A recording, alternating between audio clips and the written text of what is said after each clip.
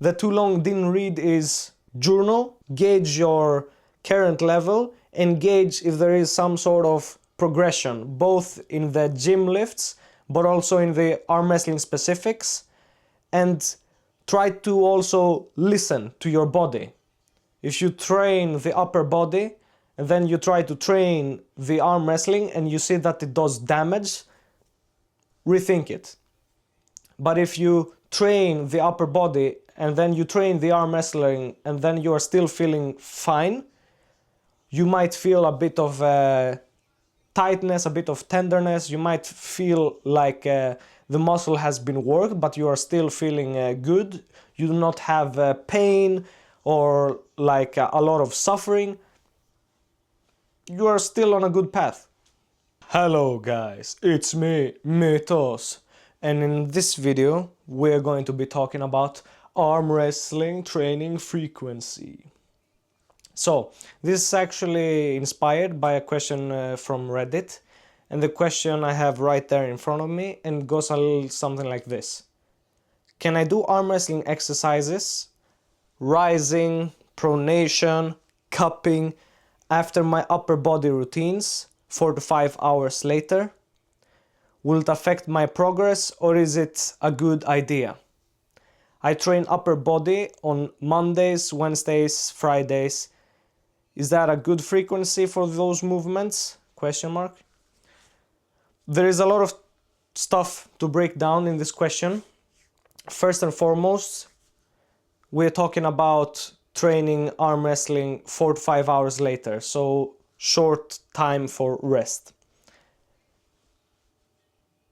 We're all built a bit differently, but if we go from general knowledge and generally what is good for health, strength and recovery, that might be a bit too little if you had a max effort day on the upper body.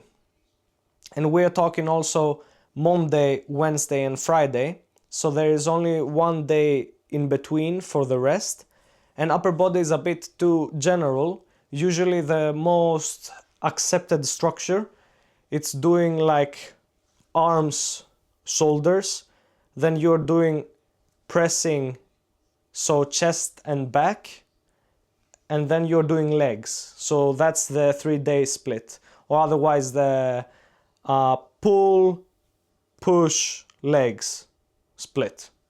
In that manner, it's difficult to say exactly if it's good or not, because depending on what day it is, if you are maxing out, if it's a pull or a push day, then perhaps it will affect, perhaps it will not affect as much. And then having them also being that close to each other, with only 1 day rest, you might perhaps do, if not harm, then you will not be as effective as you could be. And then because arm wrestling is also a very specific sport, for many newcomers, the best course of action is actually, if possible, to get with a club. If you cannot get with a club, try to get your friends engaged with the sport. Or if you are like training with other people in the gym, if you are seeing people around you that are strong, actually try to arm wrestle them.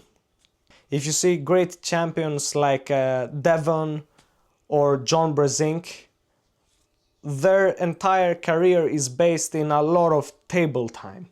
That's how they got strong. And even if you look at other weight categories, like for example the lightweight, Mindaugas Tarasaitis, the GOAT of arm wrestling, he's really strong because he's mostly doing rehab stuff when it comes to weights, and he's doing general purpose like conditioning of his muscles, and then he's going all out on the table against other really good arm wrestlers, and sometimes bigger arm wrestlers than him. There are a lot of different philosophies, of course, and when you are a beginner at anything, it's perhaps even more important to like do stuff carefully.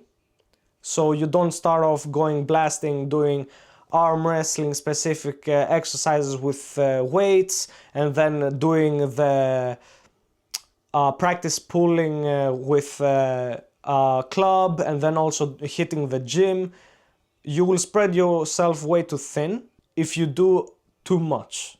If you're a more experienced strength athlete, we see that most arm wrestlers recommend table time so that you can connect all these different muscle groups that are already developed and apply it to the table.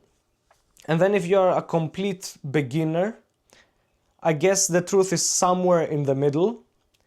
Like your muscles are not yet defined and not yet developed. So perhaps the more like correct path would be to try and build some general strength training in the gym or even at home. You can do a lot of stuff only with your body, and they have worked for many a years. There is a whole training aspect, and some know, some might not know. It's called calisthenics, and that's all about body weight based training, and you can get really far with that too when it comes to becoming stronger, becoming healthier. But eventually everything in life is about trying to level up. It's trying to not stay on that same trajectory, not trajectory, on that same plateau. You're always trying to progress. Another thing to consider is also the goal you have with what you're doing. Are you thinking about competing at a higher level? Are you thinking about trying to have fun, like experimenting, experiencing stuff with the sport, with your body? What is the target in your mind? What is the purpose with doing this type of training? You could like do something else. You could be swimming if you would like to get a healthier all-around full body experience. If it is about strength, then arm wrestling is not the only type of training. And even in arm wrestling training, there are a lot of different schools. Europeans, for the most part, do more compound lifts and compound movements, and some even focus like on biceps a lot. When it comes to like the older arm wrestlers, they do a bit more specific table practice and less weight, and if they do weight, then they focus on very key points.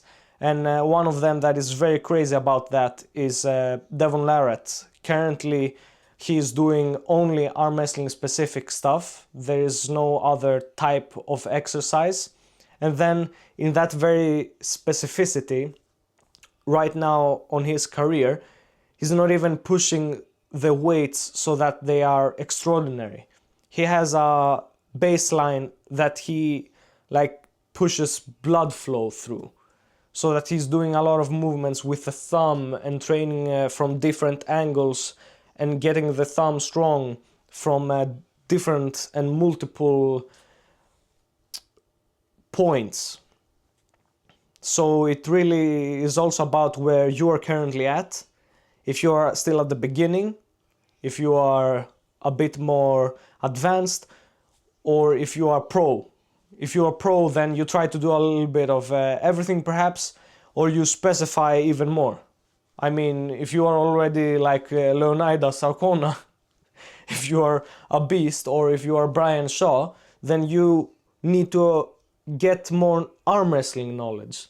But if you are a complete beginner, then you need to get a bit more general knowledge. And if you are somewhere in the middle, if you are experienced with the gym and not so experienced with arm wrestling, consider that on Monday you do, for example, your chest and your back. On Wednesday you hit completely arm wrestling specific stuff, and Friday you do pulling motions. So you strengthen what you use for the arm wrestling table, like lats, biceps, and stuff like that. There are a lot of different ways to go about it. But the most important thing is to remember. It's all about cracking people's wrists, training cup, whatever. You don't need multi-spinners and stuff like that. Come on, everybody knows the most important part is training that rise so that everybody gets dunked on. Yeah, cup. What are you, like 1 meter 40 centimeters? Come on, man. What do you want to be, a hook puller? Top roll is for smart people. Come on, man. No, but seriously, the arm wrestling training, it's a bit more complicated.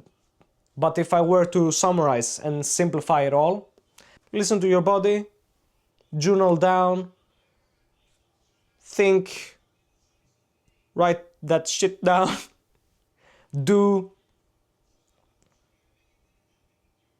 question. You can give a lot of questions to other people around you that might be more experienced. And then lastly, try and repeat this process for long enough to see some type of statistics.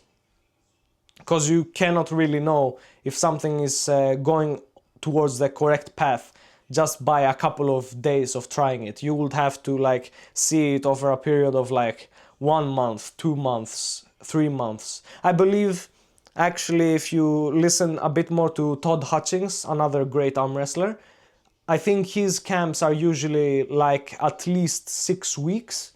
So that's a bit over a month. It's like a month and a half. So this process really is slow and steady. And that is what is going to win the race, and that is what is going to make you a better and more healthier, stronger arm wrestler, and even your own better self.